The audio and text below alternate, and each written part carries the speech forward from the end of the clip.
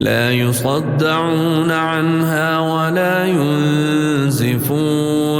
وفاكهة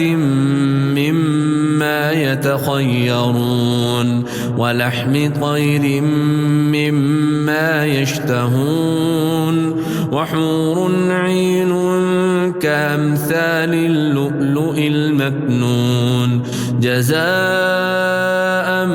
بما كانوا يعملون لا يسمعون فيها لغوا ولا تأثيما إلا قيلا سلاما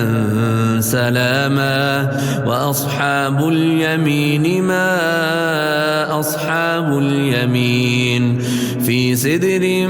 مخضود وطلح منضود وظل ممدود وماء مسكوب وفاكهة كثيرة لا مقطوعة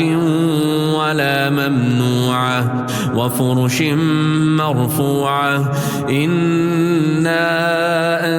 أنشأناهن إنشاء